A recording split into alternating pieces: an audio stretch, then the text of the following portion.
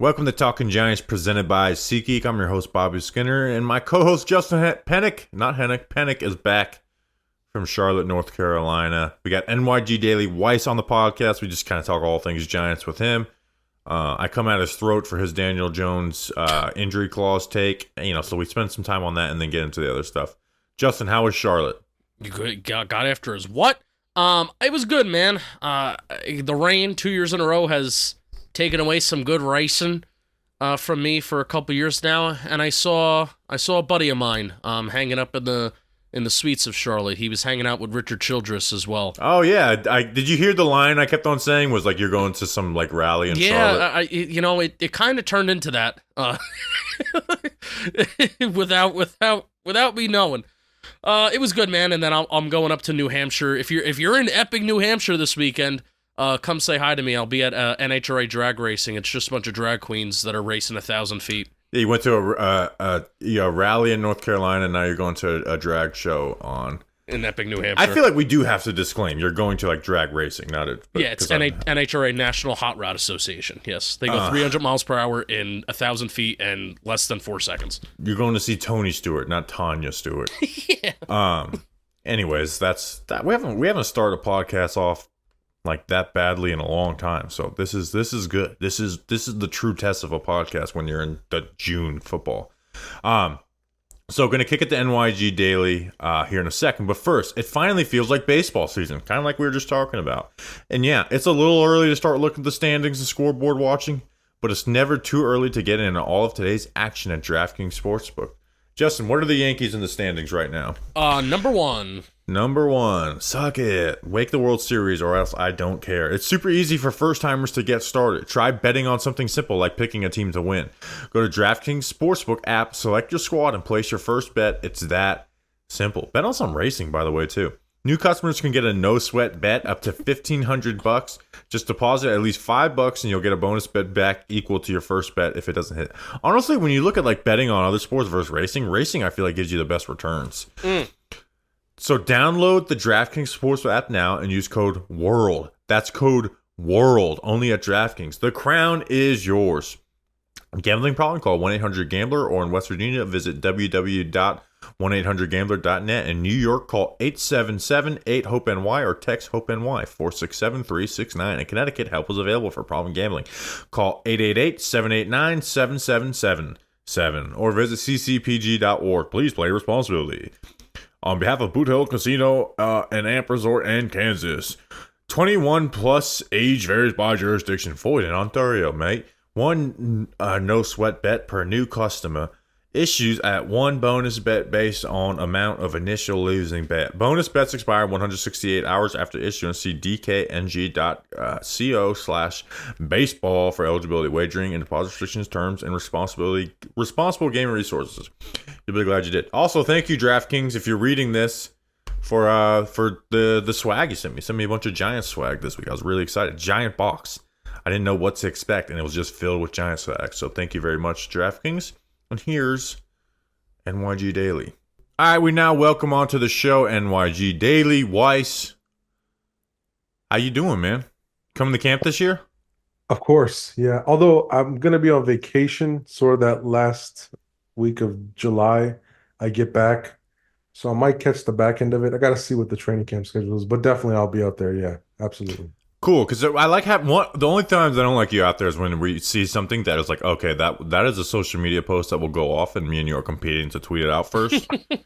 But it's also nice to have a second. Have it this time. It's also nice to have like another set of eyes. Like, am I tripping, or is this real right now? What we're watching, or did I miss this? So, like getting you out to camp. And because you don't have like your face on your profile, it's always nice. Like, oh, you're NYG Daily. I like seeing those interactions too.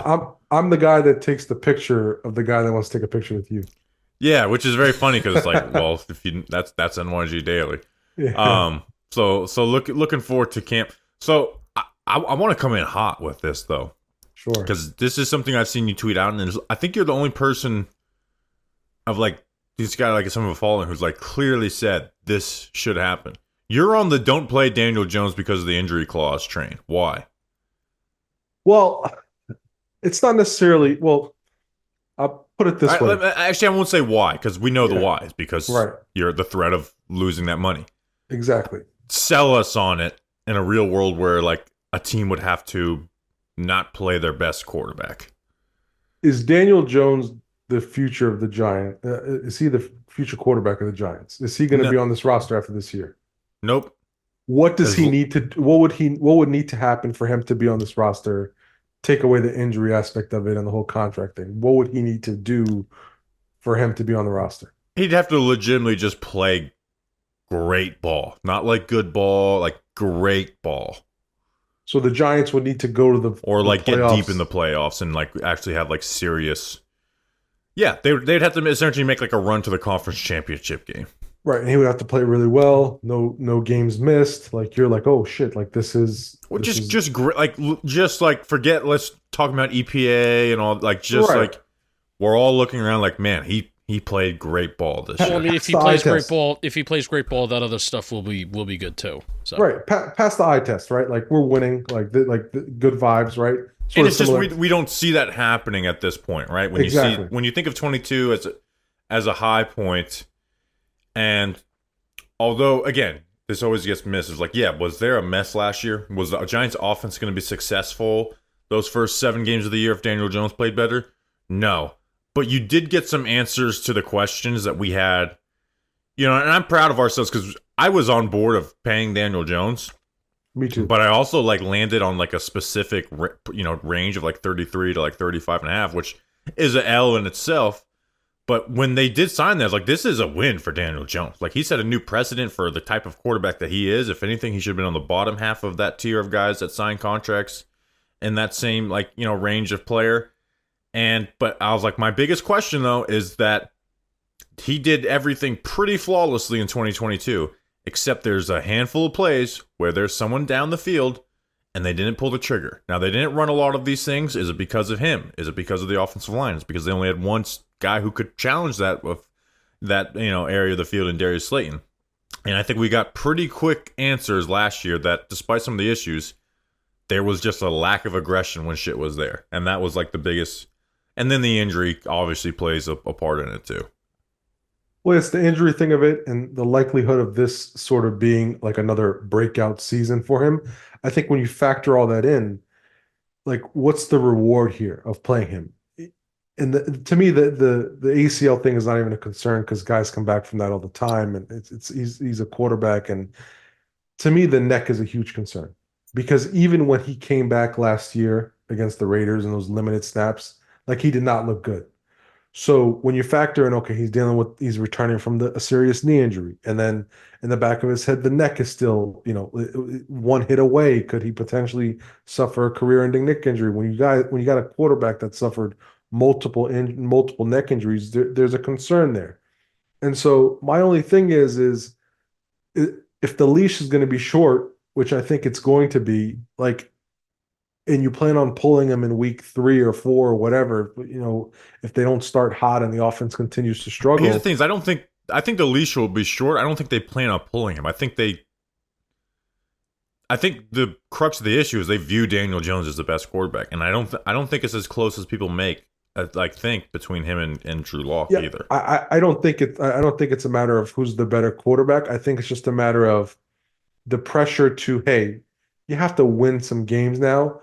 Like, we can talk about hot seat and all that. I'm not trying to go there. I'm saying, like, if you start slow and the offense continues to struggle, and let's even take it a step further, and the offensive line is not playing well, and you factor all those things in, and he's taking the hits, right? You're sitting there saying to yourself, this guy's continuing to take hits. The offense is continuing to struggle. It's week 4. I still got 13 more games left, 13 more weeks of this.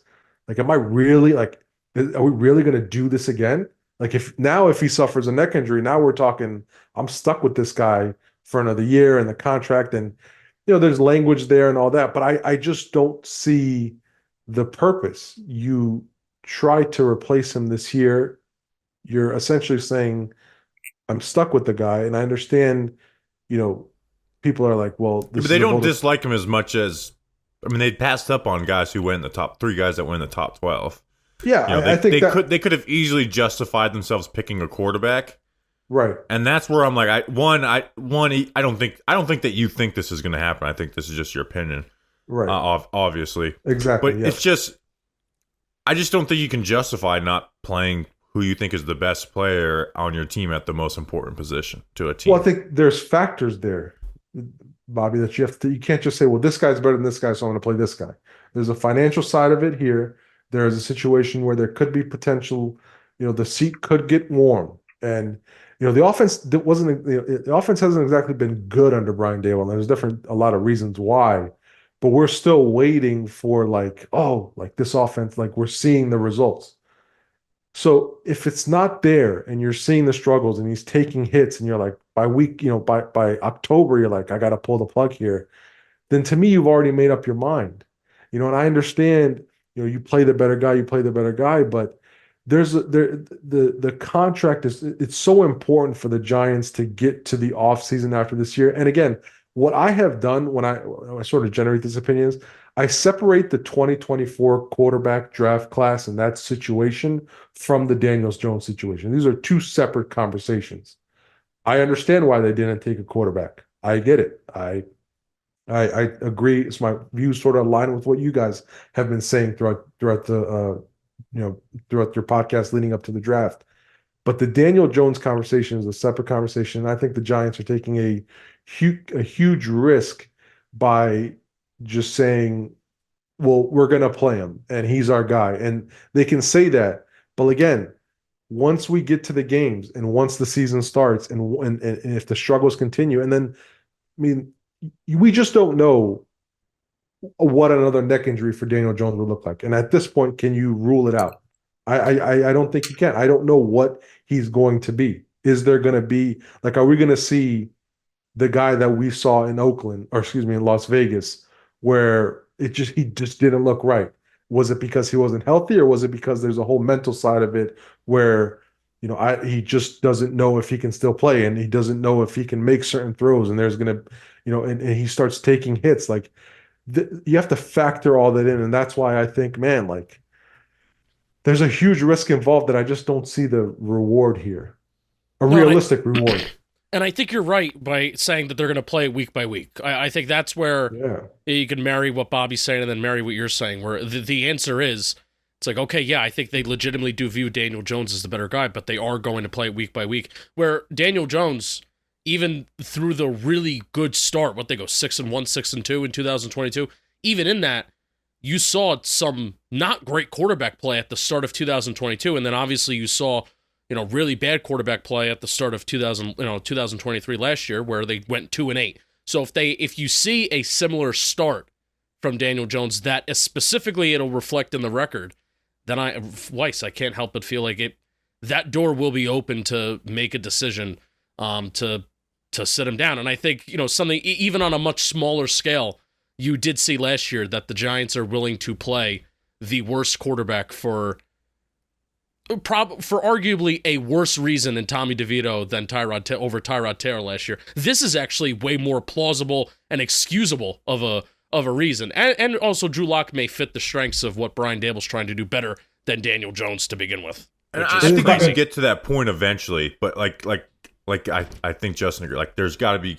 I do think you think about that injury clause, but you just can't start the season as that, because Drew Lock. I hate to do this because I think Drew Lock is a fine backup quarterback, but I also don't think Drew Lock is the type of backup quarterback where it's he could be starting for a good amount of teams. No, I think he's a true backup quarterback in the NFL. You're going to have some flashy plays with the big arm, and you're going to have a lot of mistakes. Now, I think he's gotten a lot better at some of the down stuff that in Denver he was just completely lacking, where it's where's this guy's head right now? So, but if Drew Lock struggles, it very well could happen, then it's okay, do you go back to the guy? I just think with people's jobs on the line, you can't do that to start. I think at some point of the season, if Daniel Jones looks like the Raiders game, yeah, then it's okay. But another point that we made in the 2022 season was that we didn't think Daniel Jones made a crazy improvements that year. We thought that he was just a similar player with finally a good offensive system and what Brian Daboll had, right? And part of that sounds like a slight, but it was also hey, we understand we saw Daniel Jones do some pretty good things, and just like, man, this offensive system under Jason Garrett sucks. And Brian Dale put him in an offensive system that works, right? Like the turnovers had been, corrected after that first half of 2020.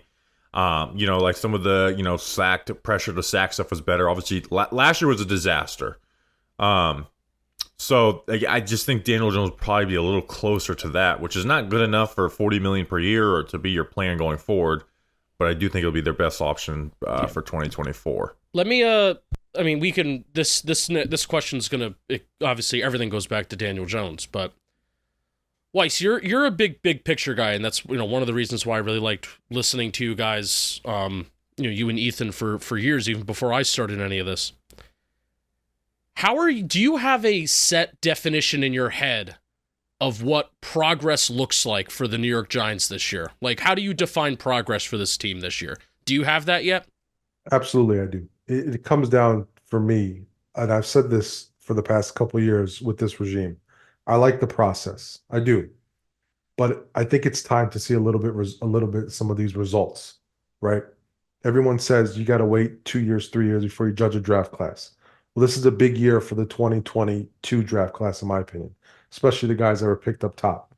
I think it's sort of like I keep saying to myself, I think Kayvon's going to be a really good player, a great player. Well, I think it's time to see that. I think it's time to see consistent, great or very good play from Kayvon. Evan Neal cannot be a complete liability. The health stuff set aside. When he's on the field, he has to play. I think to me, it's not about win X amount of games. To me, it's about, hey man, you've drafted a lot of guys, you've signed a lot of guys, this roster has been turned over. Everything, the GM and the head coach are aligned. There doesn't seem to be like a power struggle there. We know what happened with the coaching staff and that whatever. But like now it's time to see players develop. It's time to see I want to start talking about a Joe Shane guy that we are preparing to give a contract extension to. Or like that guy's a keeper, right? Or that guy stepped into this role. Like there's a lot of holes. Now it's time to see Joe Shane's guys sort of fill those roles. That's exactly where I am at with this team. I am not. Yeah, wins and losses matter, obviously, right? But I actually, when I think of wins and losses, I think of Brian Dable and coaching staff more so. When it comes to Joe Shane, it comes down to, all right, 2022 class, start flourishing. 2023 class, everyone, your top three guys need to make a step forward, right? Banks needs to step forward into that cornerback one. JMS needs to be at least an above-average starter. Jalen Hyatt's got to be someone you can feel good letting Darius Slayton walk with and get some contributors on day 3. And then from this most recent class, Neighbors needs to be good right away, right? Oh, yeah. You picked him 6th overall. He should be someone who's good right away. I'm not saying he has to be a 1,000-yard receiver right away, but he needs to be good right away. Tyler Nubin, right? He was in college for a long time. He needs to be a solid starting safety year 1. And so that's where I'm judging Shane is how do I feel about your draft classes? Because like you said, this is his team now. Obviously, the big money guys are going to be the last regime because that's just what you can't have big money guys outside of free agency. His draft class hasn't been able to be paid yet, but at the end of this year, they will. So that's where I'm viewing Shane, judging Shane. Where do you view Shane and Dable separately after 2 years so far? It's sort of tough because I feel like a lot of people are looking at that first year and not giving them enough credit for what they accomplished.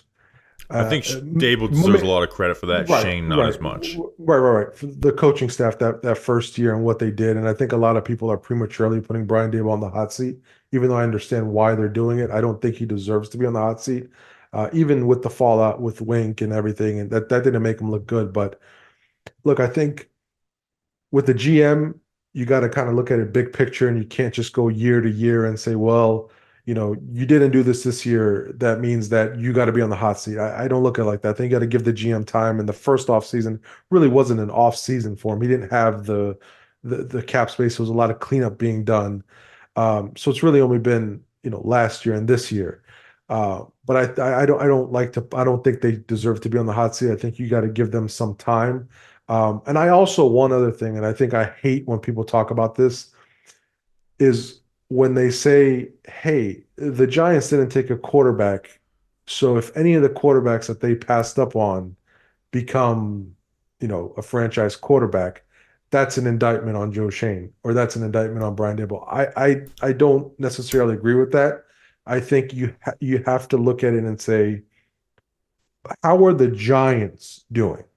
Like, forget about who they didn't draft. Let's talk about who they did draft and how are they doing? How are they progressing? And how are they impacting games? So to me, I don't think either of them should be on the hot seat. I think Brian Daboll deserves some more credit for what he accomplished his first year.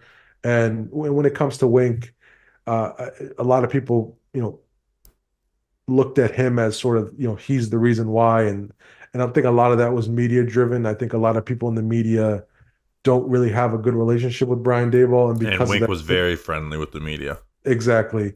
And I think they just automatically made, Brian Daboll to be this tyrant guy, and the connection to New England, and he's trying to be.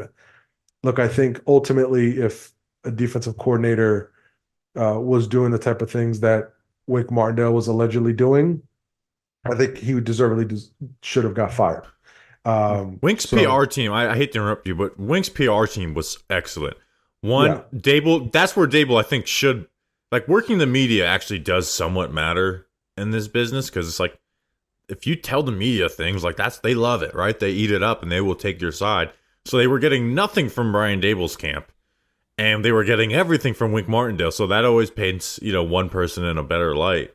And then secondly, the whole, like, man, imagine this team without the defense. It's like, well, look at 2022, which the offensive unit was much better than the defensive unit. And then even, like, yeah, was it better in 2023? Absolutely. But it was also, like, one of the bottom units in the NFL too. It was just the offense was that awful.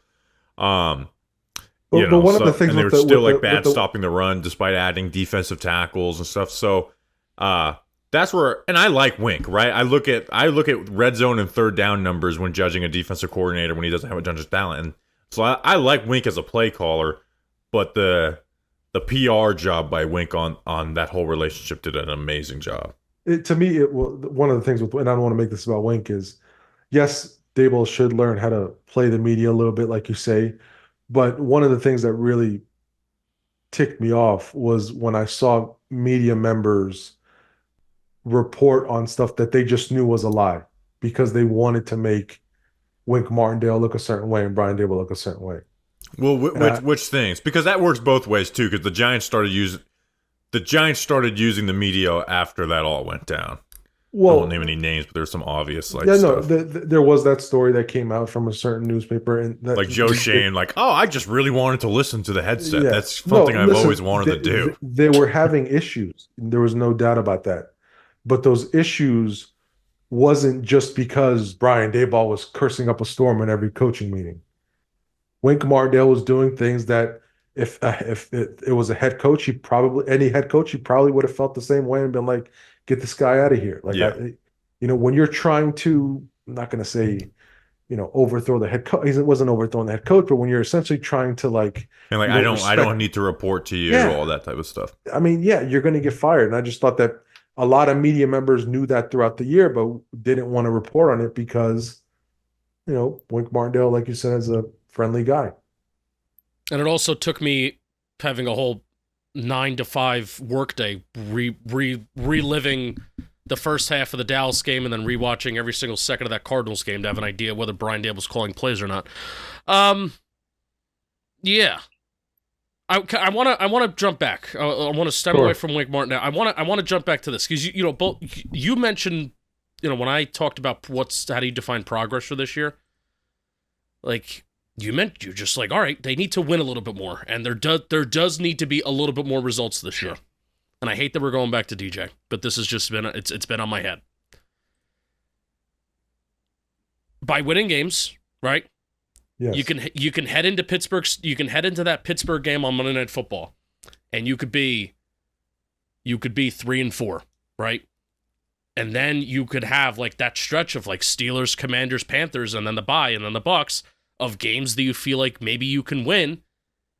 And then that could be the point of the year whether, the Giants could maybe be playing 500 ball. And I would consider that a huge success if we're getting towards the bye week and we're talking about playing 500 ball.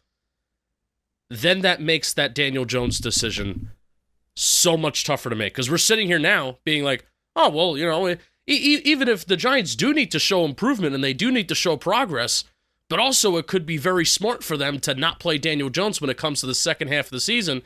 But when you're going to be sitting there 5-5, if you're going to be sitting there 4-6, 5-5 or better, that will get so much tougher. And then that's my rebuttal to that what we had 10 minutes ago. And this is where I differ on that, going back, is like, I'm not benching Daniel Jones unless I'm just unhappy with his quarterback play. Like, really unhappy, and I think the next guy is going to give me that success. Or I think he could even get close to it. So that's where I'm at with that. But I also don't want to do that again. If you see him taking hits, and you see him getting beat up, and you're looking at your record, and they're 6-6, I'm keeping them in. No, not 6-6, but you're looking at your record, and you're 4-6, or you're 3-4, or something like that. If you're 3-4, all right. Anyways, go ahead. Sorry. No, but I'm saying, like, I've played out these scenarios in my head. Like, I'm not just somebody that hates Daniel Jones and wants him benched, and because I just don't want to have to give Dave Gettleman, like, I'm not doing that. That's what I've been accused of. I'm not doing that. I'm just saying you have to look at the financial side of it. You have to look at the type of injury he sustained. You have to look at the realistic reward here. When you talk about risk reward, realistically speaking, don't tell me, well, because they drafted Malik Neighbors and signed John Runyon, that they're going to go and win the division. He's going to have this great season that he's never had. You have to have a realistic thing. Can he play better ball? Yeah, with the improved roster. Yes, I think this is an improved roster. But at some point, you're sitting there, you're looking at it, you're like, one hit, and you can say that about any player. I get that, but we're talking about a guy that suffered multiple neck injuries. Like, is the juice worth the squeeze? Like, you're 3-4, but your quarterback's playing okay. Like, is that really, you're really going to continue to take that risk? I just don't think that that's smart. And I do think that I'm not one of those people that think they were aggressive in trying to get a quarterback. So I think they understand what they needed to do. I thought up until, I think Justin, you and I were talking that Thursday, the draft at like 2:00, I was like, they're going to get to 3. So I don't know, Bobby. I don't, when I play out these scenarios and I say what's realistic, it's tough for me to sit there and like, okay, continue playing Daniel Jones because he's better than Drew Lock. My whole point. I'm willing to take the risks though until they're mathematically, like, realistically eliminated from the playoffs. If he's playing at like his 2021 level of himself, like, I'm probably riding with him until we're out of the playoffs. Yeah, but a lot of that. The whole point of me bringing that up is just, hey, if you're as bad as you were last year through the first 10 games of the season, then obviously the decision is so easy. It's so easy. Yeah. But if there is that best case scenario where the Giants are in it and we're playing competitive football, it's gonna, Weiss, I think even in the moment, because we're all so calculated and we know what we want in the offseason, and like we go through these scenarios because we just have so much time to do it. But I'm telling you, in the moment, you're gonna be like, yeah, this is the responsible thing to do, but you're gonna want to go out there and win football games, and it's gonna be a tough back and forth in the regular season. I'm telling you, if they're good, if they're okay. I'm the type you're going to be on our side. Jess makes a great point. You're going to be on our side at that moment. Because in the moment last year, after the Green Bay game, I was playing out in my head Tommy DeVito leading the Giants to the playoffs. I was. Well, the damn Saints game. Let me throw this out there because I'm formulating my record prediction for this year. Yeah. Does 8-9 sound crazy to you? No, because I have them at about 7 right now. Because I think people think that and they think it's crazy. And here's what I go back to. Think about how awful last season was, right? That's what Ethan says all the time. There's like a we've seen it in like our views and stuff and like engagement. Like, it's just the worst it's ever been, right? They won 6 games and they lost by the game to the Bills, the Jets. Mason Crosby was kicking and missed the game for they won 6 games, right? Now I don't play if we won those 1-score games, because then you could say they would have been, 3 and whatever in 2022. What I'm saying is, like, think about how awful they were last year, and yet they were that close to, winning a certain amount of games and still won 6. So I think I might end up at 8-9 with this team, just riding the fence, baby. Like, hey, I don't think they're gonna be good, but they're gonna be close to 500. Yeah, I mean, 6 games with Tommy DeVito, Tyrod Taylor, and playing the majority of the year. They went on a 3-game winning streak with Tommy DeVito at quarterback, right? And they got a lot better. And Brian Tyrod Burns, Taylor played like people were like, oh, Tyrod Taylor is this aggressive quarterback. Last year was an outlier for Tyrod Taylor. He's been a very conservative quarterback his entire career. Last year he was one of the most aggressive in the league. So it's gonna be, I don't know what's gonna happen with this team. I just feel like they're gonna get 7 or 8 wins. We can still be, and people say, oh, I'd sign up for that. We might be pissed off still, but I just feel like they're gonna get to that win total somehow. Their roster is also a lot better. I don't think people are talking about that enough. Well, let's talk about that, because the big move that they made this offseason was Brian Burns. How do you like that radio transition? That was a good one, honestly. He has a radio voice too, so that was really good. I feel like this is also another radio thing. I feel like we're not talking about Brian Burns enough. But really, I feel like we're not. I feel like a lot of people are kind of just expecting him to come in and light the world on fire. And hey, I hope he will, and I hope the trio of Dex and Kayvon and Brian Burns will all do that together. But at the same time, it's like I look at his background and I look at his pedigree. We didn't necessarily get the Micah Parsons Bosa player, this all-time top 5 edge rusher in the NFL. We got a good player. We're paying him like a great player, and I think the contract will look better as the years go on. But tell me kind of your expectations and your thoughts around Brian Burns, because I feel like just a lot of fans are thinking that he's just going to come in and dominate from day one, and I hope that's the case, but I want to hear your thoughts. Brian Burns is going to make the Giants' defensive line immensely better. Brian Burns is going to benefit from Dexter Lawrence, just like Kayvon Thibodeau is going to benefit from Brian Burns. And I think you can only double one guy, and Dex is still an elite player. I mean, he's a Hall of Fame caliber player. And then you add on, I think a really, really good player, an ascending player. That's the way I sort of describe Brian Burns. I think there's another level to his game. I've been a huge Brian Burns fan dating back to the draft when I thought that they were going to go and get him, but they ended up with Dexter Lawrence. I think his bend, his speed, I love these kind of edge rushers. I think he's going to be great for the Giants. I'm really thrilled that they got him, but I think if you're looking at it he's going to be a 15 sack guy, I don't think that's going to be the case. I think what you're going to see is a dominant defensive line, and you're going to see the defensive line impacting games a lot more. Remember that year they went to the playoffs? They had games, right, where their defensive line won them the game. Like that big Washington game. Yeah, whenever Azeez Ojulari was on the field, they were exactly. They were getting 5 sacks per game. Exactly. People sort of forget, you have a strong defensive line. That's how you're going to win games. That's those type of guys are going to make impactful plays, late in games to get a big stop. So I think what they did was they made their defensive line immensely better, even though you might not look at Brian Burns as a great player, but the addition of Brian Burns might have made the Giants' defensive line great. One of the best in the league. I worry about the defensive tackle group still outside Dex. But Justin, you were on vacation, so we didn't get talked about this. Me and Justin, when Shane Bowen was hired, either when Shane Bowen was hired or when the Giants got Brian Burns, we had this idea that we knew would never happen. We're like, I would like to see, because we're doing 4 down, I know they're outside linebackers, but they're just going to be defensive ends in this system with Kayvon and Burns. I would like to see Andre Patterson get to work with the edge group, right? And we're like, that was just kind of like a fan. Hey, that's something that would be cool, but that's just not how the NFL works. They're doing it. Andre Patterson's doing it. They came out and said it. I'm really excited for that. So I didn't get to talk to you about that, Justin. So I'm talking to you about it now. They're going to use their hands. That's really what unlocked Dexter Lawrence with Andre Patterson basically from day one, and I think that you kind of want to see Kayvon add more strength, but you also want to see Kayvon add a little bit more to his bag, and I feel like that is good for any pass rusher. Yeah, so I'm really excited for that. You want Waller back or no? Yeah, I would like Darren Waller back because I still think he can be a quality tight end in this league, but I don't think Darren Waller is gonna come back. So I've already come to the sort of realization, or like he's not gonna be with the Giants. Yeah, everyone tells us he's not going to be back, but the last time everyone told me they're not going to be back when I asked a lot, it was Mike Kafka. It's our expectation, right?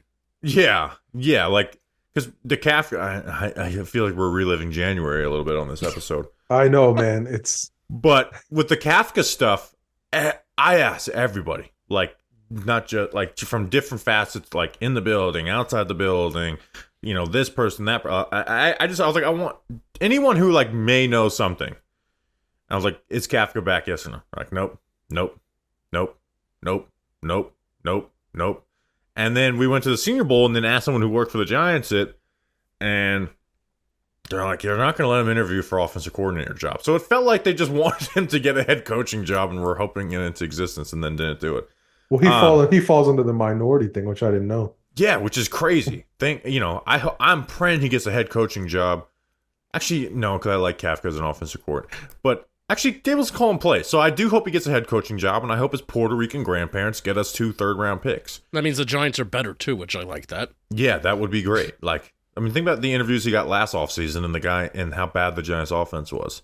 But I don't want Waller back because now you have to slate him in for missed games and his heart's not going to be in. The only reason he'd come back would be for the money at this point. That I'm now rooting that he doesn't come back, save that money. And I've never been the go sign this guy in July. Like every year there's a guy out there. Like go sign him, go sign him. I am this year. Go sign Dalton Risner. Right? Last year he was the guy that everyone yelled at me. What do you think of Dalton Risner? What do you think of Dalton Risner? I'm like, reason he's probably a free agent is because he wants more money, and the Giants aren't going to have that money. And then he signed for $3 million for the Vikings. I'm like, oh my gosh, these people were right. So now I am actually in the like sign this available free agent in July conversation. So I'm going to be saying that. And as camp, if our worries with the offensive line pop back up, I'm going to be saying Dalton Risner is available. Dalton Risner is available. Dalton Risner is available. What about Stephon Gilmore? Oh. Feels like that's a good guy to add to your cornerback room with a bunch of young guys. I feel like he's going to deserve. He probably deserves a decent little payday, and the Giants I don't think are in the spot to do that. Even if Waller decides to hang it up, they could. I wouldn't be against bringing back Adoree, honestly, even though they gave away his number. Like if you think of like free agent corners, Adoree, it's like very young compared to like the other corners that usually are available at this time of the year. And he had a down year, but I don't think we looked at him last year and like, man, he's lost it. He just kind of had a down year, which corners do have. $11.6 million in cap savings post June 1st cut with only $2 million in dead cap for Darren Waller. Yeah, I don't want him back. Bobby, you sold me. Yeah, you can't be on the Jones injury guarantee and want Waller back too. No, because also here's the thing too, and this again, this could be a radio transition. If you have Waller out on the field, then your odds are you're going to be running 4 wide. If you have your 11 personnel out there, there's going to be some snaps where you're going to put Waller's hand in the dirt. But this was a conversation that we had last year. How often are you going to split him out wide? How often are you going to ask him to block? He's not an advantage when it comes to blocking. Are you going to take a wide receiver off the field and kind of have like this big 11 personnel package? So I honestly don't feel that he fits this Giants team because now the Giants have a good, I don't want to say loaded wide receiver room. They have a good wide receiver room with depth, with Slayton, with Robinson, with Hyatt. Hodgins is in there too, and Neighbors. So I don't think Waller fits into that, number one. And then number two, here's the question for you. Who was the odd man out in the wide receiver room? Because somebody is going to be on the losing end of snaps. I think in terms of roster Hodgins is just 5. But I'm talking about basically the front 4. The Darius Slayton situation is really weird to me. I don't know how this whole thing plays out because I feel like your 3 wide receivers are Neighbors on one side, Hyatt on the other, and then you have Wandale in the slot. Some of that, So then at that point, if Slayton is your 4th receiver, like does he play over Hyatt? I feel like you would want to play Hyatt more, something they didn't do last year. So the Darius Slayton, and I saw that he showed up for OTAs, which has added another wrinkle to this weird saga. So Nice I don't guys know. don't know how to hold out. Him and Yeah, Saquon.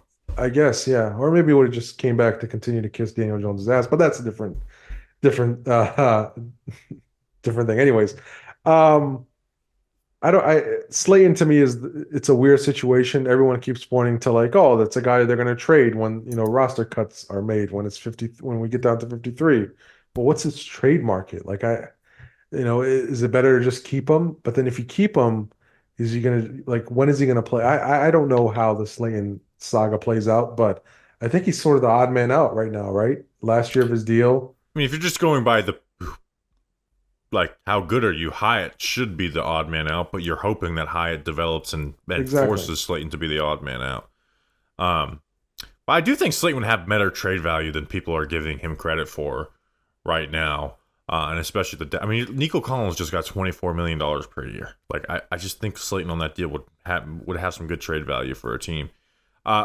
We really haven't talked about the draft. Which draft pick were you the most excited for outside of Malik Neighbors? Whew. I mean, I like Theo Johnson a little bit. I saw Let's your go. film and I like those big physical athletic freak tight ends. Can he block? I know I sort of heard mixed things about him. Some people say he's not like Payne Durham, like, oh my god, this guy. But yeah, he can block just as good as Bellinger could inline. Like he actually blocks better than Bellinger inline coming out of college. Now Bellinger's a better like on the move blocker than him. But inline blocking, yeah, he can block. He has like some good pass blocking reps too. can I ask you guys one question about the 2024 draft? And I want to get your opinion on this. The Tyler Nubin pick, right? So help me understand this. Maybe I'm just being an idiot. You didn't want to pay Xavier McKinney because you don't value the cornerback or the safety position that much, but you use the 47th pick on Tyler Nubin. Now I get it, cheaper, cost control, but in terms of value, right? That pick, in terms of draft value, is similar to like $16 million a year. Does that kind of make sense? I So get do what the you're jo- saying is like if you feel like it's a position you can plug and play. But I don't think they do, though. I think that's been something that's been put on Joe Shane, and he doesn't. I think they didn't. Maybe he doesn't value the safety position, right? Maybe he doesn't. But I view not paying Xavier McKinney as like we have the opportunity to go get Brian Burns, right? And if they didn't have the opportunity to go get Brian Burns, then I think there would have been no excuse for not paying Xavier McKinney, right? Like if they don't get Brian Burns and they just let Xavier McKinney walk, I would have been pissed.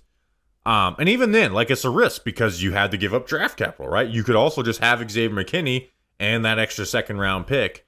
But obviously you're going to value a guy like Burns over McKinney in a vacuum. And I also feel like the Daniel Jones decision where you have to, the pill that you have to swallow with that, I think that lied in the Xavier McKinney decision to not bring him back more or less than the Saquon Barkley decision. So yeah, I think if they were that's- happy with DJ, yeah. they would have just moved some of his money and maybe kept McKinney. Yeah. Yeah. But because they want to move off DJ, they can't touch that. They already touched it once at the end of camp last year, which I remember, yeah. they felt confident at that point, and I think we all did at that point. And like these contracts are made to be moved until you're like, oh shit, let's get out of this contract. Don't touch it. Don't touch it because we got to get out of it. Like stay disciplined. Don't touch it. And you know what? I'm going to go out on a limb and I'm going to say something and I'm going to see if I can load up the 2024 NFL draft results really quick.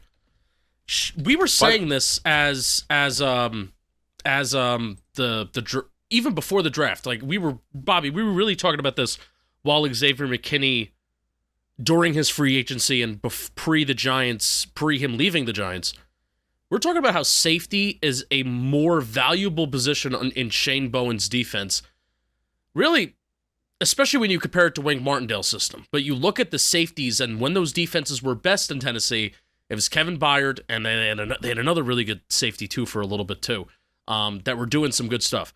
Even if they still had McKinney, I would be happy with taking Tyler Nubin also at 47. Me too, and people would have hated it, and I would have liked it too, right? Like, I actually like the safety class. And I mean, Justin had a clip on our draft day podcast saying, if they take Tyler Nubin at 47, I'm happy. So maybe maybe they could, like what you're saying is they could be contradicting themselves, but I don't care because I do value the safety position unlike other people.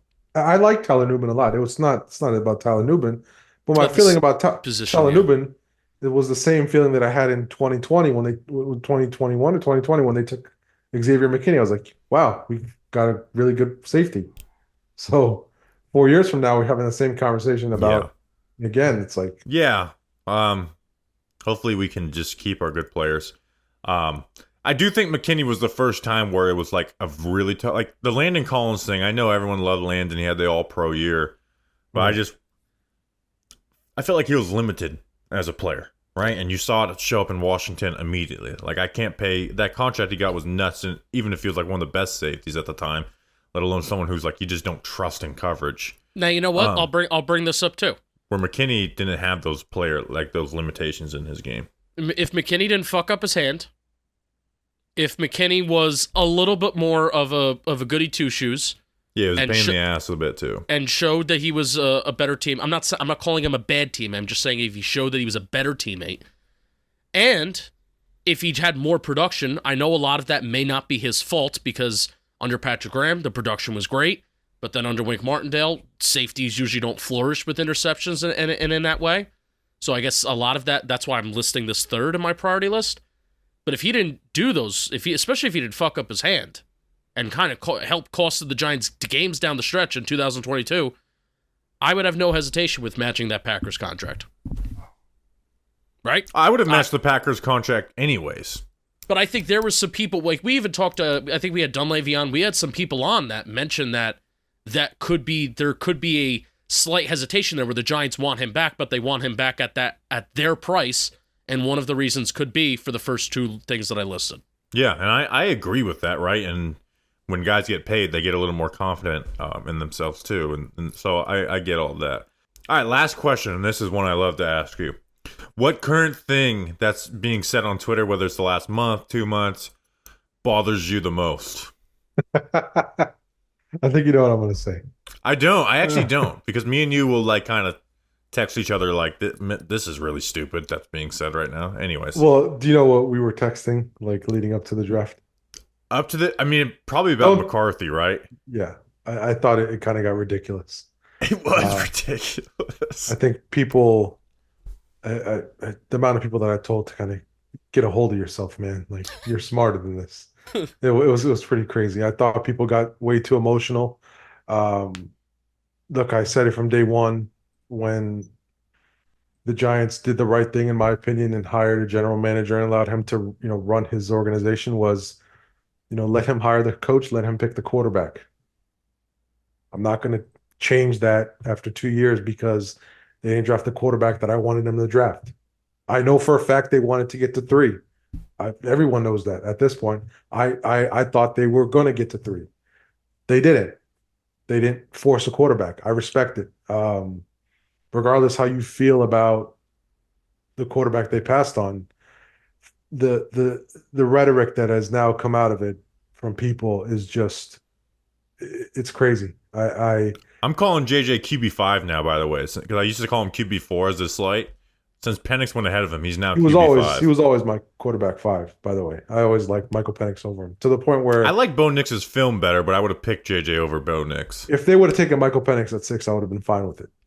I think I went on a record with that too. Oh gosh, I see. Now we're gonna fight. That's where we veer off from each other. But my point is, I thought I didn't lose my mind. That's my point when they didn't take Michael Penix. Right. Like I just thought it kind of got insane, and I think it's still insane. I mean, look, if you want Joe Shane fired, that's cool because he didn't take a quarterback that you liked, but that doesn't mean that you don't sound, ridiculous. And I'm not going to throw names out there, and I don't want to keep harping. 98% of arguments about JJ McCarthy were like very exactly. They usually weren't about like JJ McCarthy's game. Yeah, like I wanted to take that tweet that you put out, that tweet that you put out about that, and I wanted to tattoo it on my forehead because it was so accurate. Just to, like, that's exactly what this was. People just wanted them to take a quarterback. That's exactly what this was, and I was sort of on that boat in 2019 too, so I can't blame people that are new. I was there. Yeah. Yeah, where I was like, you have to take a quarterback. But as you get older, you get wiser. So I understood why they didn't do it. I also know that this isn't like some vote of confidence for Daniel Jones, like which is the rhetoric coming out now, where it's like, no, they believe in Dan. It's like, No. yeah, they didn't like any of the quarterbacks. So that's that. Yep. All right. You can find NYG Daily Weiss at NYG Daily on Twitter, NYG Weekly Pod. When's the last time you guys even dropped a podcast, by the way? I have some stuff lined up coming up. It's been a while. Listen, Ethan's married with kids. I got 2 kids. I also have a day job, not like you guys. But I got some stuff lined up. I wanted to do a profile on Shane Bowen, so I lined up some stuff because I didn't know much about him, and I don't want to just go off where the Titans were ranked. So I got some guests lined up for Shane Bowen. Kind of you can have me on. I'm doing Shane Bowen film streams, anyways. I just invited myself on a podcast, which is something I never do. Well, we have to do a podcast together because I think No, we should do one in camp if you're there. We will. I will be in camp. Yeah. Have they released the dates yet? No, they don't release those until like 2-3 weeks before. Yeah. Oh, do you like their new? I hate to keep going. Do you like their new throwback uniforms? No, they're ugly, but I'm a sports history fan. It's a throwback to like the early. I'm fine with it, but they are ugly. They're the ugliest jerseys I've ever seen. They're 100. They were made 100 years ago. Like they weren't exactly, stylish. I had a very funny line on a podcast, and I got no comments about it. Where I was like, yeah, blame the people from the 1930s. Like the racism was rampant, the economy sucked, and they could not figure out NFL jerseys, and no one commented it. Like that was funny, Bobby. I was a little disappointed. Wow. Helmets look nice.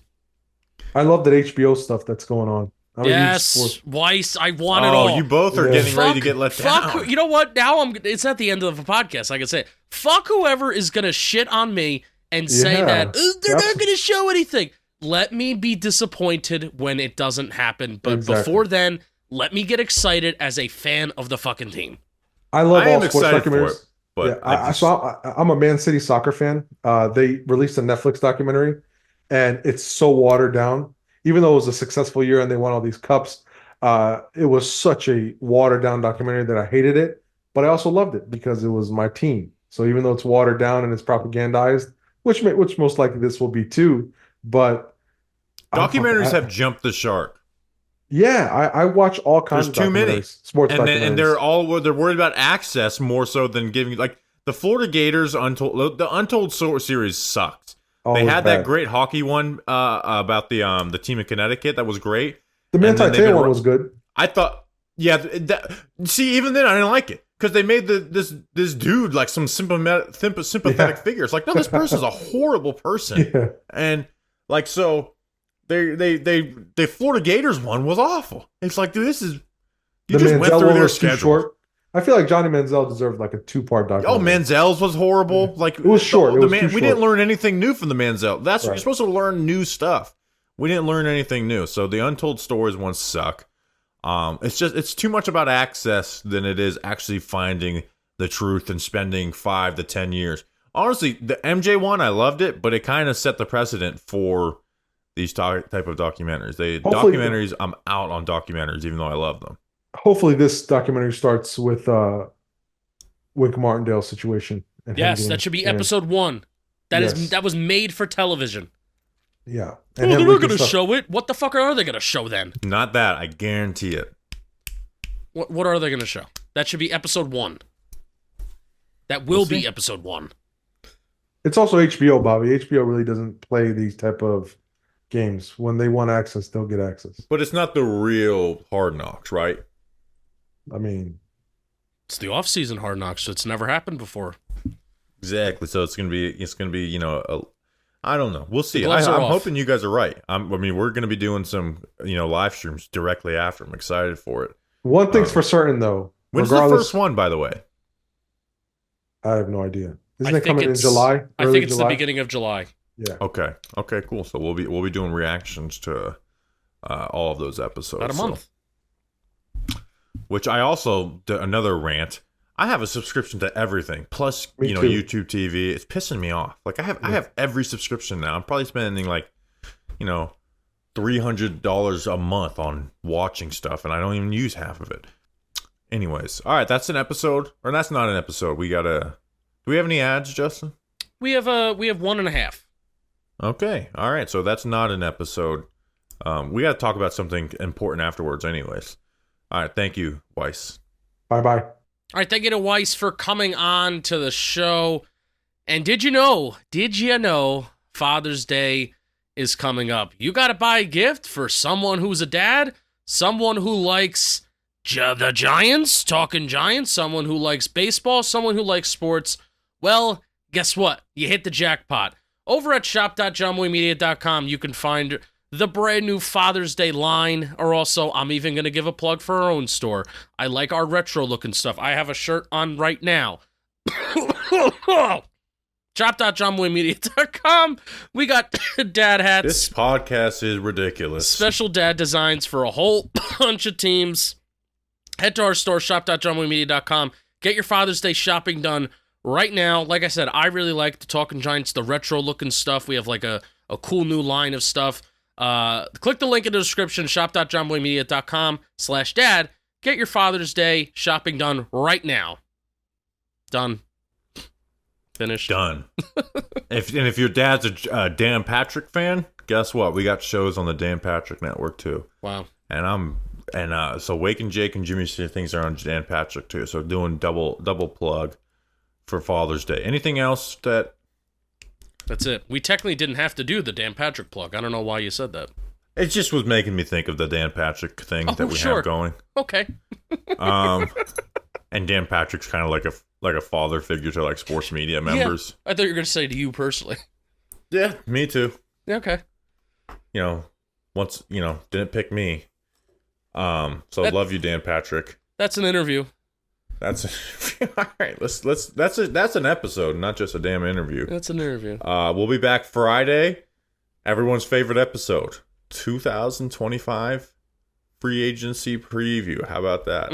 We've identified some guys and some dudes. So I'm gonna have to go back and listen to last year's and see which ones we identified. Okay. We also talked about trading a first round pick for a wide receiver in the future, which I'm a big fan of. If you're picking in the 20s. Not a possibility anymore. Giants got Malik friggin' Neighbors. How about that? All right, we'll see you guys then. Until then, let's go Big Blue.